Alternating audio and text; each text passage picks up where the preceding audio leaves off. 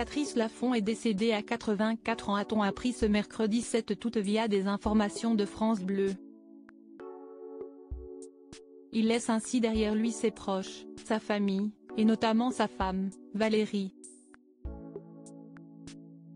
Patrice Laffont est mort ce mercredi 7 août à l'âge de 84 ans, dans sa maison d'Oppède, Vaucluse, a annoncé le maire de la ville à France Télévisions, confirmant une information de France Bleu.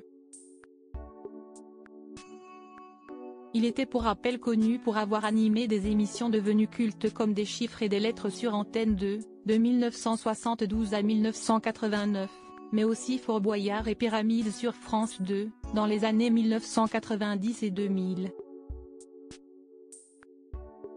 Sans oublier que c'était également un très bon acteur et comédien de théâtre. Sa bienveillance et son espièglerie ont enchanté des générations de téléspectateurs, a réagi sur X la ministre de la Culture, Rachida Dati, qui suit avec attention les JO. Avant d'adresser ses condoléances à ses proches et à toute la famille de France Télévisions. Mais alors que lui est-il arrivé? Il aurait succombé à un accident cardiaque, et si est-il son épouse qui a donné l'alerte? Car oui, il était toujours en couple avec Valérie.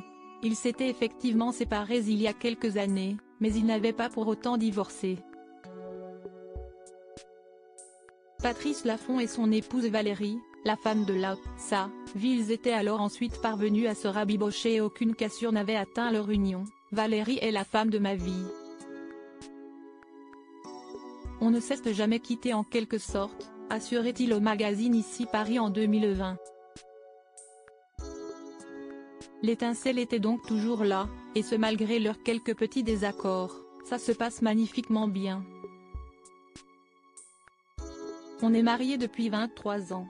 Quand je l'ai connue, elle avait 18 ans, et moi 40. J'ai toujours été avec des femmes plus jeunes. À noter que de leur relation est née Mathilde, en 1996. Dans cet entretien, Patrice Laffont expliquait que leur fille travaille chez Dior, et qu'elle est passionnée par la comédie.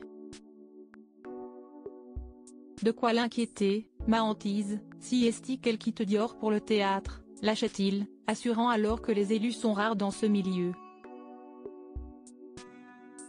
Il était aussi le papa de deux autres enfants, Fabrice, réalisateur, et Axel, né en 1970 et elle aussi comédienne, tous deux issus de sa relation avec sa première compagne Catherine.